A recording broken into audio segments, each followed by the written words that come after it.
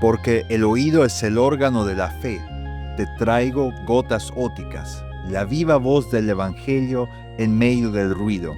Soy Michael Nachtrab, desde el púlpito de la Congregación Evangélica Alemana de Asunción.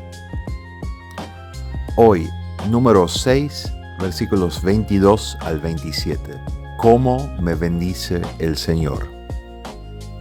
El Señor habló con Moisés y le dijo: habla con Aarón y sus hijos y diles que de esta manera bendecirán a los hijos de Israel. Les dirán: que el Señor te bendiga y te cuida, que el Señor haga resplandecer su rostro sobre ti y tenga de ti misericordia, que el Señor alce su rostro sobre ti y ponga en ti paz. De esta manera invocarán ellos mi nombre sobre los hijos de Israel y yo los bendeciré. Vamos a ver hoy un poquito la pregunta: ¿cómo te bendice el Señor? ¿Cómo te bendice el Señor? Y vamos a desarrollar la respuesta siguiente. El Señor me bendice por medio de su palabra, por medio de su rostro y por medio de su nombre. El Señor me bendice por medio de su palabra, por medio de su rostro y por medio de su nombre.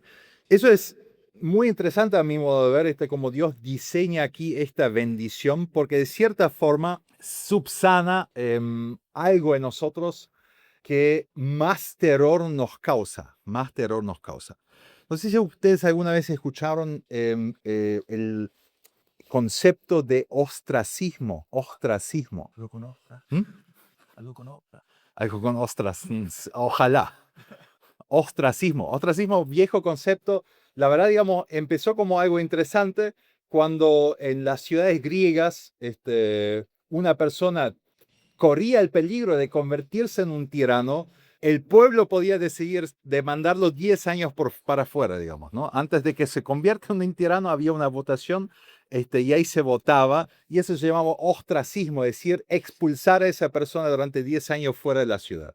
Ostracismo hoy es básicamente aislamiento social total, estar completamente aislado, digamos, de toda interacción social. Esto es lo que llaman los psicólogos y también la sociología ostracismo o también muerte social, ¿no? Cuando ya nadie te da ningún tipo de atención. Hay tres formas o acciones sistemáticas básicamente de destruir la identidad de una persona, ¿no? O destruir capaz incluso el alma, podríamos decir, que no necesariamente tienen que ver con violencia física o agresiones físicas. Una forma de matar el alma de una persona, de destruir su identidad, es no dirigirle la palabra. No sé si alguna vez vieron la película o leyeron el libro, capaz incluso El secreto de sus ojos. Bueno, tiene que ver, digamos, con no dirigirle la palabra a una persona, digamos, como condena máxima, digamos, ¿no? Como condena máxima. No dirigirle la palabra. No mirarle a la cara a alguien, es decir, no mirarlo, no prestarle atención, no alzar nuestro rostro sobre esa persona, se podríamos decir. Y lo tercero es retener o ignorar el nombre de alguien, ¿no? Innombrar a alguien, no darle ningún nombre, tratarle como una cosa, como un número.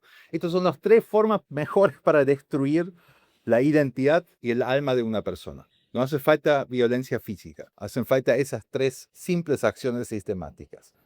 No darle o no hablar, no dirigirle la palabra, no mirarlo a la cara y no darle nombre o retener o ignorar su nombre. Esto, incluso la psicología moderna, la verdad de una forma muy cruel, lo puso en práctica, es decir, lo experimentó, hizo un experimento para ver si eso es efectivamente así, esa tesis, si eso es efectivamente esa hipótesis. Tal vez escucharon incluso del famoso experimento del doctor Edward Tronick, del still face o de la cara, del rostro serio, ¿no? Tiene que ver con un bebé y su madre. El bebé interactúa con la madre y la madre interactúa con el bebé. El bebé sonríe, la madre sonríe, le habla, le llama por su nombre, etcétera, etcétera. En un momento del experimento, la madre ya pone su cara seria, digamos, ¿no? Inmutable. El bebé ríe, trata de llamar la atención, balbucea, y la madre se queda completamente seria. ¿Alguien sabe cómo terminó ese experimento? el bebé entra en un estado de terror, en un estado de ansiedad tremendo. Esto es para los bebés. En bebés esto puede ser terrible, que un bebé no se le hable, que un bebé no se le mire y que un bebé no se le nombre, sino simplemente se trate como una cosa. Pero en seres humanos adultos como nosotros funciona igual. Fíjense nomás hoy, uno de los mayores miedos que tienen nuestros adolescentes en la edad de las redes sociales, ¿cuál es? Eso tiene un nombre incluso. El ghosting. El ghosting. Que alguien ya no te escriba, que alguien no te reciba tus mensajes, que alguien ya no te preste ningún tipo de atención. Ghosting. Miedo tremendo de ser ghosteado, digamos, de ser tratados como un fantasma. Eso es los jóvenes. Pero fíjense hoy un poquito. Si ustedes hacen algo en su trabajo, en general no solamente lo hacen, me imagino, porque quieren trabajar bien y quieren esmerarse por trabajar, sino en general también trabajamos bien para que seamos mirados, para que alguien reconozca nuestro esfuerzo, ya sean nuestros iguales o sobre todo nuestros superiores. Es un poquito capaz más difícil para ustedes, entre ustedes que son sus propios superiores, digamos, ¿no? Pero digamos, esa búsqueda de que alguien reconozca y que alguien mire, nos mire con agrado y con deleite lo que nosotros hacemos. Y si eso nos retenido, por más que nos esmeramos, por más que hicimos algo lindo, la frustración que sentimos por dentro, la frustración que sentimos por dentro. Entonces, esa lógica que el doctor Tronick descubrió, esa muerte social, este ostracismo, es algo que nos atraviesa tremendamente, ese terror por la muerte social, de que nadie nos presta atención, que todos nos ignoren, que perdamos nuestro nombre, que seamos tratados como una cosa, como un número más. Entonces es interesante a mi modo de ver que Dios diseña algo donde Él va al encuentro de esta necesidad nuestra, de que Él dirige su palabra a nosotros, de que Él nos mira, que alza su rostro sobre nosotros y que Él sobre todo pone su nombre sobre nosotros, su nombre triplemente santo. Es decir, Dios va al encuentro casi terapéuticamente a esta ansiedad social, ese miedo, ese terror que sentimos por la muerte social, de que ya nadie nos mire, que nadie nos hable, que nadie nos reconozca lo que somos y lo que hacemos. Lo peor que podemos hacer es seguir la onda de hoy, digamos, de cierta forma autoconstruir la bendición, ¿no? De autocomplacernos, diciendo a nosotros mismos cuán importantes somos y cuán valiosos somos y cuán amados somos, digamos, es un poquito lo que observo, digamos, en iglesias de nuestra corte, iglesias luteranas, iglesias, digamos, evangélicas de La Plata, digamos, ese énfasis, digamos, en decirle a la gente que tiene que amarse a sí mismo. Digamos, es autoconstruir la bendición, pero la bendición no puede ser autoconstruido. Yo tengo la necesidad de que alguien me mire, de que alguien me hable y de que alguien me transmite su atención. Que yo mismo lo hago a mí mismo no funciona. Y eso lo podemos ver en ese experimento de Tronick. El bebé obviamente en un momento trata de autoconsolarse, pero no es suficiente.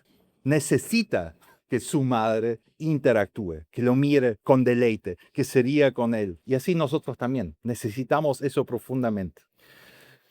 En este pasaje tan antiguo, el número 6, entonces encontramos este diseño hermoso de la bendición, donde Dios va al encuentro de esta necesidad. Entonces, el Señor bendiciéndonos por medio de su palabra, por medio de su rostro y por medio de su nombre, y de este modo respondiendo con precisión quirúrgica a las tres carencias que destruyen nuestro alma. Fíjense, empieza en el versículo 23, que parece ser no parte de la misma bendición, pero es básicamente el preámbulo de la bendición. Dice Dios a Moisés: habla con Aarón y con sus hijos y diles que de esta manera bendicirán a los hijos de Israel. Les dirán. La bendición no es una fuerza mística e impersonal. La bendición no es una fuerza mágica, no es un manto mágico que se nos ha puesto encima, sino la bendición, y ya lo dice la palabra española, tiene que ver con decir, bendecir. Bendecir no es simplemente poner la mano encima y ahí cae de repente alguna fuerza poderosa, digamos, sobre la persona, eso es magia, sino Bendecir tiene que ver con hablar, con que alguien me hable, con que alguien me habla. La bendición de Dios se verbaliza. Y eso es tremendo, pensar que el silencio del cosmos, Dios mismo lo rompe, hablando al cosmos, ¿no? Hoy en día, todas las grandes agencias espaciales se dedican un montón de dinero a poner grandes satélites y receptores hacia el cosmos para ver si alguien nos habla, alguna señal de algún planeta, de alguna galaxia, para que no estemos tan solos en este universo. Y apreciados hermanos y apreciadas hermanas, todo ese dinero mal gastado al pedo. Si todos estos científicos y gente que gastan plata en esos grandes receptores simplemente abrieran este libro, ya se habrían dado cuenta que Dios habla, que no estamos solos en el universo, que Dios habló desde el principio rompiendo el gran silencio cósmico. Cómo Dios crea todo por su palabra, hablando. Y Dios dijo, hágase la luz. Y Dios dijo, hágase la tierra. Dios desde el principio rompe ese gran silencio cósmico.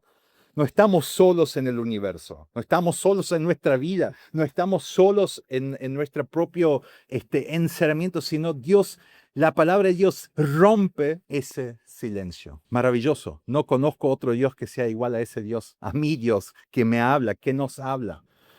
Hace poco quiero compartir maravilloso testimonio de una persona sorda muda también, Richard, un inglés, ¿no? Que dijo, Dios, yo no tengo apuro en ser curado aquí en esta tierra. Yo no tengo apuro en ser curado en esta tierra porque yo estoy seguro que cuando llegue al cielo, lo primero que voy a escuchar, el primer sonido que voy a escuchar va a ser la voz de mi Dios hablándome a mí, llamándome por mi nombre. Ese es alguien que sabe que, que Dios es un Dios que habla, que Dios es un Dios que habló y porque habló yo puedo estar seguro que Él me hablará. Y ese hablar, esa palabra va a romper todo silencio, incluso el silencio más grande que uno puede padecer, que es el silencio no escuchar. El Dios de la Biblia no guarda silencio. Él no nos deja en la oscuridad intentando que nosotros tenemos que descifrar el universo o intentando apaciguar a una deidad muda mediante sacrificio religioso, sino todo lo que nosotros hacemos siempre es responder a un Dios que ya nos habló a nosotros. Toda oración que nosotros hacemos, todo canto de alabanza, todo venir aquí a este servicio, en primer lugar es responder a un Dios que ya me habló, un Dios que ya nos habló.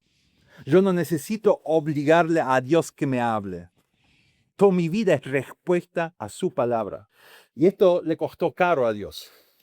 Porque para que nosotros podamos tener certeza de que hablamos con un Dios que ya nos habló, para eso Jesús mismo tuvo que sufrir el silencio más aterrador. Aquel que estaba en perfecta comunión con Dios, él mismo sufrió el ostracismo galáctico estando en la cruz. Dios mío, ¿por qué me has abandonado? Ese es el grito de alguien que sufre el ostracismo, no simplemente social, sino el ostracismo galáctico, cósmico. Aquel que estaba en perfecta comunión, aquel que era la palabra misma de Dios, de repente sufrió el silencio de Dios, aquello que nosotros debíamos sufrir. Vuelvo a esa película, el silencio de sus ojos, el secreto de sus ojos. Ahí trata justamente de que alguien es castigado con silencio total, alguien que ha hecho algo horrible. La justicia no actúa, entonces una persona hace justicia por mano propia y encierra al asesino y al violador en una cárcel casera y no le dirige palabra. Le lleva todos los días comida, le lleva todos los días agua, le lleva todos los días, asea su pieza, pero no le dirige jamás la palabra. Esto de cierta forma, digamos, es nuestra condición ante Dios. La condición del pecador ante Dios es esa. Lo que mereciéramos nosotros por no darle a Dios lo que merece. Nuestra gloria, toda nuestra vida, todo nuestro pensamiento. Eso es lo que nosotros mereceríamos de parte de Dios. Su silencio. Pero Dios nos sigue hablando. Dios me habló a mí, que soy un pobre pecador, en el bautismo. Audiblemente me habló y me dijo, tú eres mi amado hijo, en ti me complazco. Para que Él me pudiera decir eso, que soy un pobre pecador, para que Él pudiera decirme eso, Jesús tuvo que sufrir el silencio. Él tomó sobre sí lo que yo merecía, para que yo pueda escuchar la dulce voz de mi Salvador. Eso es bendición. Dios hablándome. Dios me bendice por medio de su palabra, pero Dios también me bendice por medio de su rostro. Esa es la parte más hermosa de la bendición a mi modo de ver. Que el Señor haga resplandecer su rostro sobre ti y tenga de ti misericordia. Que el Señor alce su rostro sobre ti y ponga en ti su paz. Y tal vez tenemos que también tomar 24 juntos todavía. Que el Señor te bendiga y te cuide. Para que yo me pueda sentir realmente resguardado, cuidado, es, la palabra acá es mucho más fuerte, llamar en hebreo. Llamar significa no solamente guardar, sino resguardar realmente, como encerrarlo en la parte más guardado de un castillo, digamos, la parte más interna. Así yo estoy en la bendición, por la bendición de Dios. Para que yo pueda sentir eso, yo necesito que Dios me mire. Y no solamente mirarme por mirarme, sino con un rostro de deleite, con un rostro resplandeciente como el sol. Sé que ustedes no son muy fanáticos de las películas y creo que mucho menos todavía de las películas de terror. Pero fíjense, em, cómo uno huye en las películas de terror, las buenas películas de terror de antes, de los espíritus malignos o, por ejemplo, de los vampiros. Cómo uno podía estar resguardado, luz de día, el sol resplandiente. Mientras estabas en el sol, el vampiro no tenía poder sobre ti. El mal no tenía poder sobre ti. Estabas protegido del mal. Y así es este rostro resplandeciente de Dios. Aleja todo el mal de nosotros. Cuando Dios nos mira con su deleite, es efectivamente como el sol brillando sobre nosotros. No ya quemándonos a nosotros, sino realmente resguardándonos de todo lo malo que quiere invadir nuestra vida y aplacar nuestra vida. Fíjense, cuando ustedes hacen, o repito, digamos, ¿no? Cuando nosotros éramos chiquitos y nosotros hacíamos cosas, nosotros no solamente nos complacíamos en las cosas que hacíamos, ¿no? Cuando de repente hacíamos algún dibujo en la escuela, por más lindo que era, pero no era suficiente que el dibujo sea lindo. Nosotros queríamos llevar ese dibujo a casa. ¿Para qué? La idea era para que todos lo puedan mirar, y sobre todo para que mamá y papá lo puedan mirar, y lo puedan mirar con agrado y puedan mirarlo con deleite lo que yo hago. Lo más terrible es haber hecho algo, llevarlo a casa y tu mamá y tu papá dicen, ah, qué bueno. Vos querés sentir que sos un Picasso, querés sentir que eres el más grande ingeniero que existe sobre la faz de la tierra, por más que no sea cierto, pero por la mirada de deleite de tus padres, vos te deleitabas. No es suficiente simplemente hacer algo bien, sino realmente uno quiere ser reconocido, uno quiere sentir esa cara de deleite. Y eso es lo que Dios promete aquí. El Señor hará resplandecer su rostro sobre ti. Y eso significa para ti misericordia, significa para ti cuidado. El Señor va a alzar su rostro sobre ti y va a poner en ti paz. Shalom. Una persona que se siente mirado por Dios con complacencia, la verdad pueden venir tormentas cualquiera sobre nuestra vida. Repito otra vez, digamos, ese testimonio de Richard, de esa persona sorda, muda, aislado en general, digamos, de todo tipo de conversación. Sentir que Él es alguien, que Él es digno de sentarse algún día en la gran mesa del Señor, en el gran banquete, ser parte de esa familia. Eso solamente lo puedo hacer si siento que efectivamente Dios me mira con complacencia. Dios me podía mirar también como un juez investigándome lo que hago mal. Tendría todo el derecho de mirar con lupa y con fineza todo lo que yo hago, todo lo que yo digo, todo lo que yo pienso, lo que no está bien, lo que no va de acuerdo a su voluntad. Lo podría hacer, pero Él decidió, por amor a mí, y porque Él quiere que yo pueda ser parte con Él, decidió mirarme con complacencia. Y para eso, otra vez, Él tuvo que mirar con desagrado a su propio Hijo, para que pueda decirme a mí, yo te miro con complacencia, tú eres mi amado Hijo. Jesús tuvo que ir a la cruz, tuvo que Él sufrir el oprobio, tuvo que Él sufrir que le escupan en la cara, para que yo pueda sentir que Dios efectivamente es como un sol resplandeciente sobre mi vida, que Él mira con complacencia antes de lo que yo pudiera hacer algo por Él, ya me miró con complacencia. Por eso es tan importante el bautismo para mí. Y por eso es importante tal vez hacerlo al principio de nuestra vida, antes que nosotros hiciéramos cualquier macana y antes que hiciéramos cualquier hazaña. Porque si hiciéramos cualquier hazaña, siempre vamos a pensar, Dios me mira con complacencia por lo grande que soy yo. Prefiero recordar el momento que Dios me miró con complacencia cuando yo era un ser completamente egoísta, solamente pensando en mí y en mi propio bienestar, hinchando a mi madre y mi padre durante las noches enteras, llorando y ser un ser insoportable. Prefiero que Dios me haya mirado con complacencia en ese momento de mi vida. Pero para que yo pueda tener esa certeza, necesito saber de que eso es real. Y solamente es real por el gran amén que Dios dijo a través de Jesús a esa misma palabra, porque Jesús es la seguridad de que eso sea así. Yo puedo tener plena certeza que Dios me da su paz, que Dios me mira con agrado solamente por Jesús, por la historia de Jesús. Y no el Jesús resplandeciente, sino el Jesús que sufrió oprobio para que yo pueda sentir la cara de paz y el rostro resplandeciente de nuestro Dios. Dios me bendice por medio de su palabra. Dios me bendice por medio de su rostro. Y por último, Dios me bendice por medio de su nombre. Versículo 27. De esta manera invocarán ellos mi nombre sobre los hijos de Israel y yo los bendeciré. Bueno, hasta el día de hoy, cuando alguien es huérfano y de repente recibe un nuevo apellido, es maravilloso. Convertirte de un huérfano en alguien con un apellido, con un nombre propio, eso es maravilloso. No tratar de buscar de hacerme yo un gran nombre, que siempre es nuestra tendencia. Y debo confesarle que es un poquito mi gran tentación siempre. En todo lo que hago siempre busco, digamos, que la gente me recuerde, que recuerde mi nombre, que en algún momento, como en otras iglesias pasa, juegue mi rostro aquí en la pared y que se recuerden quién era el pastor Mijael. Pero ese es... Tengo que decir la verdad, digamos, es nada. De eso no va a depender mi salvación. Y ojalá que ustedes, digamos, siempre pongan freno, digamos, a esa tentación mía de buscar hacerme yo un gran nombre. Porque donde yo quiera hacerme un gran nombre, voy a olvidarme del nombre que yo debo invocar sobre ustedes, que el nombre de Dios, el nombre que ha dado su propia vida por ustedes, el nombre que ha dado lo más grande que pudo dar por ustedes. Prefiero que ustedes, lo único que recuerden, que no recuerden mi nombre, eso en algunas congregaciones ya lo he logrado, creo que hasta el día de hoy, en las 2 congregaciones donde yo estuve, ninguno sabe cómo me llamo, solamente creen que me llamo pastor, nadie me supo mi nombre personal, que está bien también.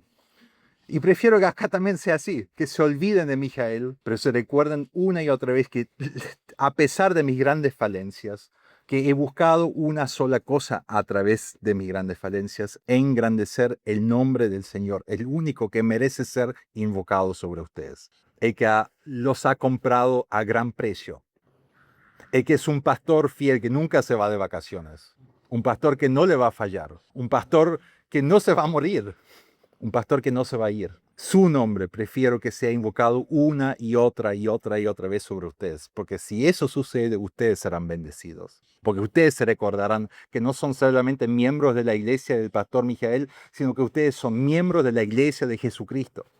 Miembros de la iglesia de Dios, miembros de la familia de Dios. ¿Por qué? Porque sobre ustedes fue invocado ese dulce y tan dulce nombre cristiano, de pertenecer a Cristo. Fíjense cuán hermosamente Dios responde a esas necesidades nuestras. De que alguien nos hable, que alguien rompa nuestro silencio, de que alguien nos mire con complacencia y de que alguien nos dé un nombre, y no cualquier nombre, sino el nombre más grande. Al escuchar ese nombre algún día, apreciados hermanos y hermanas, se doblarán todas las rodillas en el cielo y en la tierra y debajo de la tierra. Y ese nombre fue invocado sobre ustedes. Más no puedo decir. Más no puedo decir. Amén. ¿Quieres responder a esa viva voz del Evangelio? Entonces busca una iglesia local donde el Evangelio se predique sin filtros ni adornos. Un lugar donde respondas con cantos y oraciones a ese Evangelio. Y si estás en Asunción, vení a celebrar con nosotros en la Congregación Evangélica Alemana de Asunción. Te espero.